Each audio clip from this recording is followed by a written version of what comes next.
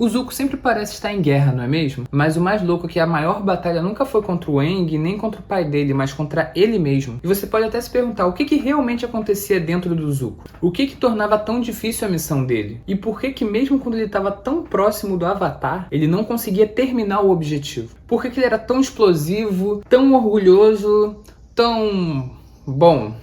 colérico. E o que esse temperamento tem a ver com a transformação mais dolorosa da série Avatar: A Lenda de Aang? Meu nome é Daniel, esse aqui é o Temperamento Geek, e bora falar sobre a redenção do colérico Príncipe Zuko.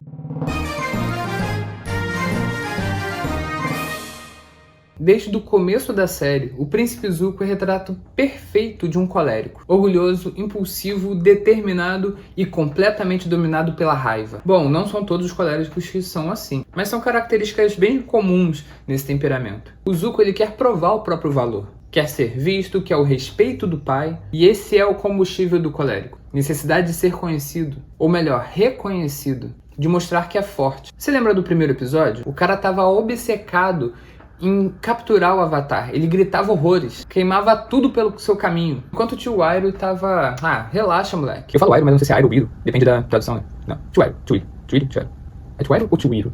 Vou falar tio Iroh mesmo, vamos lá. Mas relaxar não existe no vocabulário do Príncipe Zuko. Bom, acho que de nenhum colérico. O colérico, ele vive nesse mundo, nessa missão, nesse modo de eu preciso agir ou eu preciso vencer. E o Zuko é literalmente isso. Um vulcão ambulante em constante erupção, tentando o tempo inteiro provar que não é fraco. Só que, mano, o que torna o Zuko tão interessante é que essa raiva toda nunca foi sobre o mundo lá fora, sobre o Avatar, sobre quem estava ao seu redor. Era sobre ele mesmo. Ele foi ferido, humilhado, rejeitado pelo próprio pai. E o colérico, quando ele é ferido, ele não chora. Ele não fica sentindo tristeza. Na verdade, ele sente raiva. Ele transforma a dor em ação, a raiva em movimento. Por isso que ele não para. Por isso que ele persegue o Avatar de uma forma intensa, parecendo que é a única coisa que dá sentido à vida dele, e talvez seja isso, talvez dê esse sentido naquele momento. Porque no fundo ele acha que só vai ser digno se ele vencer essa batalha. Ele acha que vai conquistar a honra dele de volta apenas com esse objetivo, e ele foca completamente nisso. Mas olha que interessante, é justamente essa raiva que mantém ele de pé, e ao mesmo tempo é o que destrói ele. É o dilema perfeito para definir um colérico. A força que te levanta é a mesma que pode te consumir. Tem vários momentos na série que mostra esse temperamento no auge. Tipo várias vezes que ele briga com o tio Iroh e sai gritando, dizendo que não precisa da ajuda dele. Esse é o colérico no modo, eu resolvo tudo sozinho. Mesmo que o mundo esteja desabando, ele não consegue entender que ele precisa de ajuda. E é claro, o auge da raiva dele, o duelo com a Princesa Azula, a sua irmã. Ali o fogo é simbólico. Ele literalmente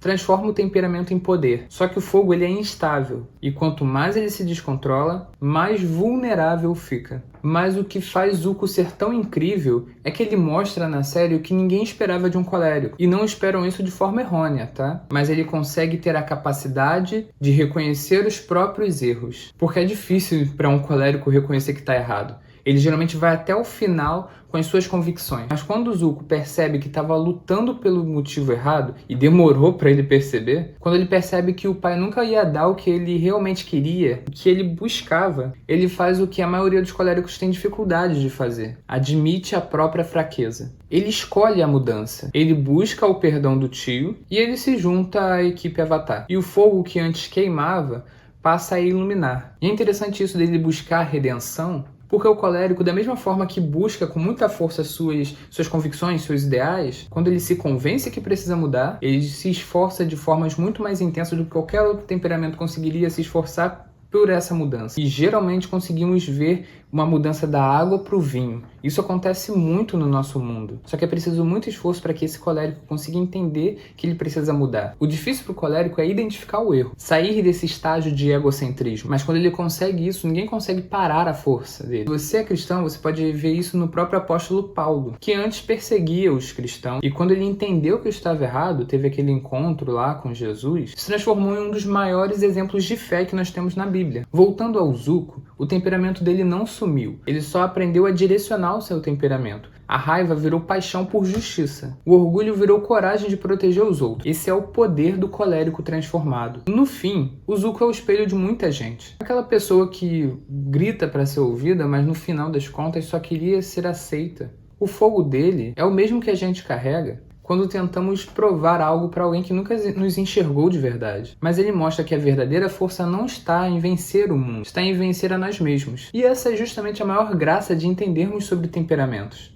Sobre o nosso temperamento em si. Então, se você é daquele tipo que sente tudo com intensidade, que se irrita fácil, que tem bastante determinação, talvez o Zuko seja o seu maior espelho dentro do universo de Avatar. E talvez ele possa te ensinar a ser um dobrador de emoções muito melhor. Ah, e se você quiser entender como outros personagens de Avatar representam temperamentos diferentes, já tem vídeos aqui no canal sobre o Aang, sobre a Toph, todos com análises que vão explodir a sua mente. Vou deixar a playlist com esses vídeos aqui na tela. Se inscreve aí e ativa o sininho para não perder nenhum vídeo que está surgindo. E até o próximo vídeo.